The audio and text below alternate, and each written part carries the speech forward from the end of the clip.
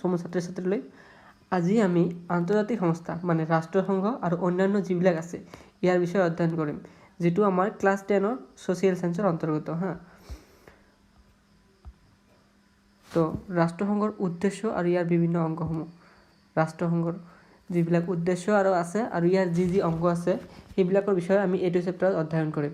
তাৰ প্ৰথমতে প্ৰথম বিশ্বযুদ্ধ 1914 চনৰ পিছত বিশ্বৰ শান্তি স্থাপন আৰু যুদ্ধক চিৰদিনৰ বাবে বিদায় দিয়াৰ অৰ্থে গঠিত হোৱা আন্তৰ্জাতিক সংস্থা জাতিসংঘ মানে লীগ অফ নেশ্যনৰ বিফলতাৰ পিছত 1939 চনত সংঘটিত হ'ল দ্বিতীয় বিশ্বযুদ্ধ। তো 1914 চনত যেতিয়া প্ৰথম বিশ্বযুদ্ধ হৈছিল তেতিয়া যুদ্ধত যিয়ে জিকে তাৰো ক্ষতি হয় আৰু যি হাৰে তাৰো ক্ষতি হয়। তো তেতিয়া মানে এটা গোটেই বিশ্ব মিলি এটা সংস্থা কৰিছিল, যিটো সংস্থাৰ নাম আছিল জাতিসংঘ। এইটো সংঘৰ এটা প্ৰব্লেম আছিল, ইয়াত কিছুমান মেজৰ দেশ কিছুমান যেনেকুৱা জাৰ্মানী, ফ্ৰান্স এইবিলাক দেশৰ মানে যিটো পাৱাৰ আছিল বা অধিকাৰ আছিল সিহঁতৰ বেছি আছিল। এনেকুৱা হোৱাৰ কাৰণে আকৌ আমাৰ 1939 চনত দ্বিতীয় বিশ্বযুদ্ধ হ'ল। তো দ্বিতীয় বিশ্বযুদ্ধত যি মানে ভয়াৱহ আৰু অবৰ্ণনীয় ধ্বংসলীলাই আকৌ এবাৰ বিশ্ববাসীক ভয়াতুৰ কৰি তোলাৰ বাবে পুনৰ চিন্তা কৰা হ'ল আন এক বিশ্ব সংস্থা গঠনৰ কথা।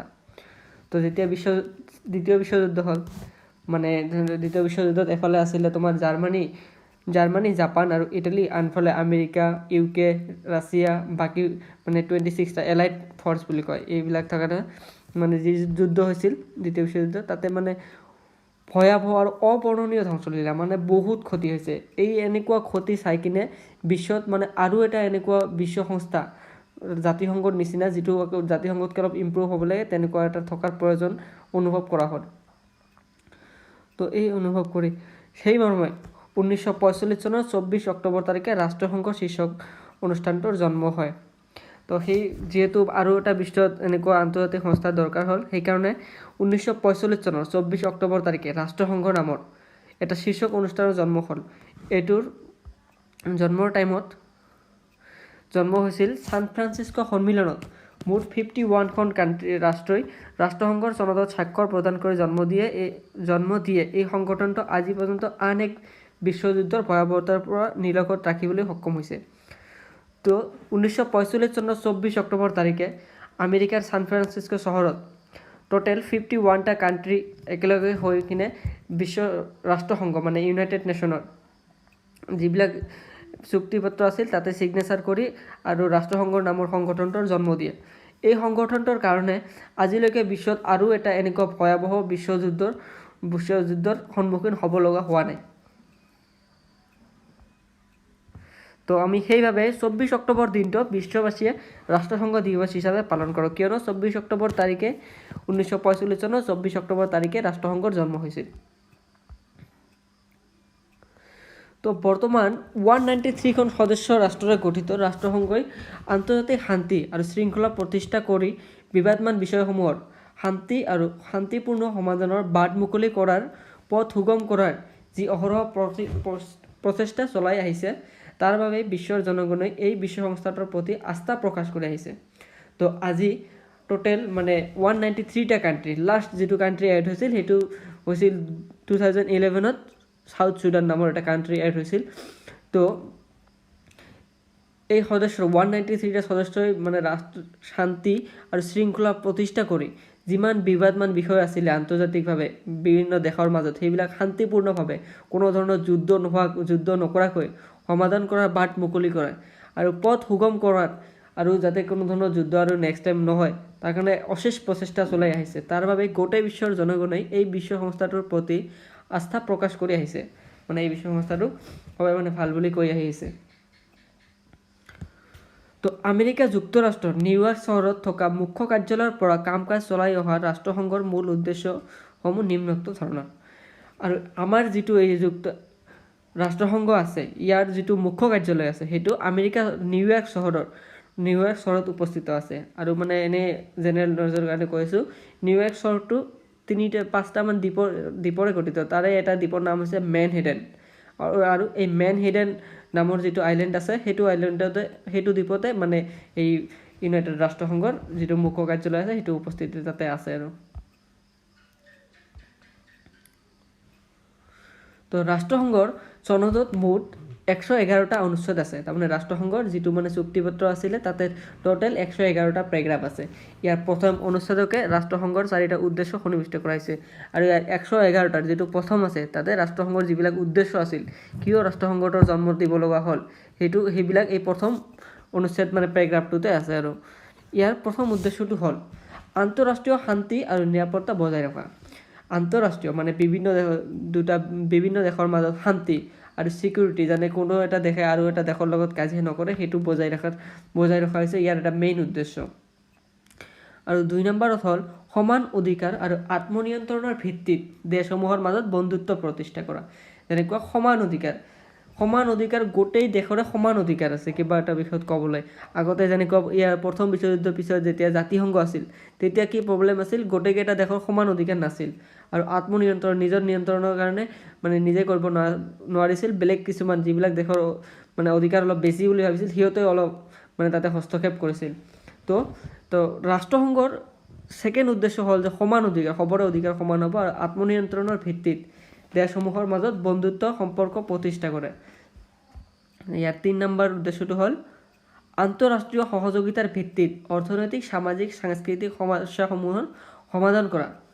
মানে যিবিলাক আন্তৰ্জাতিক সহযোগিতা, তাৰমানে বিভিন্ন ৰাষ্ট্ৰৰ সহযোগিতাৰ ওপৰত ভিত্তি কৰি, যেনেকৈ অৰ্থনৈতিক মানে কিবা যেনেকৈ টকা পইচা বা কিবা সা সামগ্ৰী এইবিলাক বস্তুৰ কিবা সমস্যা থাকিলে সমাধান কৰা। সামাজিক তেনেকুৱা সাংস্কৃতিক কিবা যদি সমস্যা থাকে সেইবিলাক মানে শান্তিপূৰ্ণভাৱে সমাধান কৰিব পাৰে। আৰু প্ৰত্যেকজন ব্যক্তিয়ে যাতে মানৱ অধিকাৰ আৰু মৌলিক অধিকাৰ উপভোগ কৰিব পাৰে তাৰ ব্যৱস্থা কৰা। প্ৰত্যেকজন ব্যক্তিয়ে মানে এইটো যিকোনো ৰাষ্ট্ৰই হ'ব পাৰে, সকলো ৰাষ্ট্ৰৰ সকলো মানুহে যাতে সমান ধৰণৰ মানৱ অধিকাৰ উপভোগ কৰিব পাৰে। এইটো ইয়াৰ 3 নম্বৰ উদ্দেশ্য আছিল। আৰু লাষ্ট উদ্দেশ্য হৈছে উল্লেখিত উদ্দেশ্যসমূহ সমাধানৰ বাবে বিভিন্ন দেশৰ মাজত সম্বন্ধ প্ৰতিষ্ঠাৰ কেন্দ্ৰ হিচাপে কাৰ্য সম্পাদন কৰা। ইয়াৰ ওপৰত যিবিলাক আমাৰ উদ্দেশ্য আছে এইবিলাক যদি আমি সমাধান কৰিব খোজোঁ তেনেহ'লে গোটেই দেশৰ মাজত বন্ধুত্ব থাকিব লাগিব। যদি বন্ধুত্ব নাথাকে তেনেহ'লে শান্তিপূৰ্ণভাৱে আগৰ উদ্দেশ্য যেনেকৈ অৰ্থনৈতিক, সামাজিক আদি সমস্যাবিলাক আমি শান্তিপূৰ্ণভাৱে সমাধান কৰিব নোৱাৰিম। চ' প্ৰত্যেকটো গোটেই ৰাষ্ট্ৰৰ মাজত বন্ধুত্ব প্ৰতিষ্ঠা কৰিব লাগিব। এতিয়া আহিল ৰাষ্ট্ৰসংঘৰ নীতি। তো ৰাষ্ট্ৰসংঘৰ এইবিলাক হ'ল উদ্দেশ্য। ৰাষ্ট্ৰসংঘৰ বহুত নীতি আছে, তাৰে ভিতৰত এই নীতিবিলাকৰ এনেধৰণৰ যে সকলো সদস্য ৰাষ্ট্ৰৰ সমান সাৰ্বভৌম নীতিৰ ভিত্তিত ৰাষ্ট্ৰসংঘ প্ৰতিষ্ঠা হ'ব। মানে যিমান সদস্য ৰাষ্ট্ৰ আছে সবৰে সাৰ্বভৌম মানে অধিকাৰটো সমান হ'ব। আৰু ৰাষ্ট্ৰসংঘৰ চনদত উল্লেখ কৰা নিয়মাৱলী মানি সকলো সদস্য ৰাষ্ট্ৰই নিজা দায়িত্ব পালন কৰিব লাগিব। ৰাষ্ট্ৰসংঘৰ চুক্তিপত্ৰত যিবিলাক নিয়ম আছিল সেইবিলাক সকলোবিলাক সদস্যই মানি ল'ব লাগিব আৰু মানি লৈ নিজৰ যি দায়িত্ব আছে সেই দায়িত্ব পালন কৰি যাব লাগিব।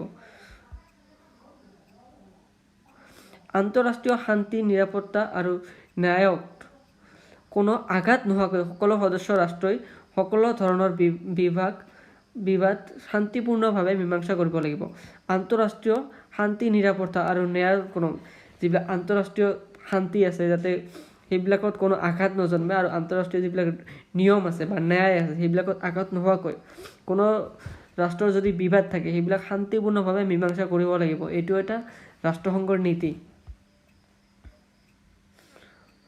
আৰু এটা নীতি হ'ল আন্তৰ্জাতিক সম্পৰ্ক ৰক্ষা কৰাৰ সমৰ্থ কোনো সদস্য ৰাষ্ট্ৰই শক্তি প্ৰয়োগ কৰিব লাগিব।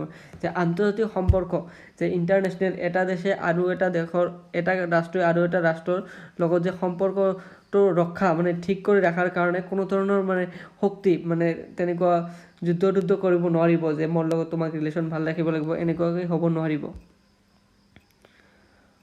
আৰু চনদত উল্লেখ কৰা মতে ৰাষ্ট্ৰসংঘই কোনো ব্যৱস্থা গ্ৰহণ কৰিলে সদস্য ৰাষ্ট্ৰসমূহে ৰাষ্ট্ৰসংঘক সহায় কৰিব লাগিব। আৰু যিটো মানে ৰাষ্ট্ৰসংঘ চুক্তিপত্ৰ আছে তাতে যিবিলাক মানে ৰাষ্ট্ৰসংঘ চুক্তিপত্ৰত থকা কোনো এটা ব্যৱস্থা যদি গ্ৰহণ কৰে ৰাষ্ট্ৰসংঘই তেনেহ'লে বাকী ৰাষ্ট্ৰবিলাকে ৰাষ্ট্ৰসংঘক সহায় কৰিব লাগিব।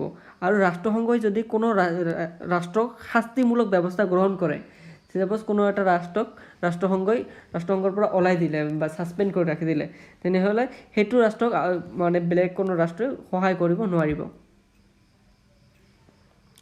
ৰাষ্ট্ৰসংঘই সদস্য ৰাষ্ট্ৰসমূহৰ আভ্যন্তৰীণ বিষয়ত হস্তক্ষেপ কৰিব নোৱাৰিব। ৰাষ্ট্ৰসংঘে কোনো এটা ৰাষ্ট্ৰৰ যিবিলাক আভ্যন্তৰীণ আছে, চাপ'জ কোনো ৰাজ্যত যিবিলাক ইলেকশ্যন হ'ব, যেতিয়া ভোট হ'ব, তেনেকুৱা মেটাৰ বা কিছুমান এডুকেশ্যনেল চেণ্টাৰ, এইবিলাক মেটাৰত মানে হস্তক্ষেপ কৰিব নোৱাৰিব, যিবিলাক আভ্যন্তৰীণ মেটাৰ হয়। তো আজিৰ ক্লাছত এইখিনিয়ে, আমি নেক্সট টাইম ইয়াৰ বাকী পাৰ্টটো আলোচনা কৰিম।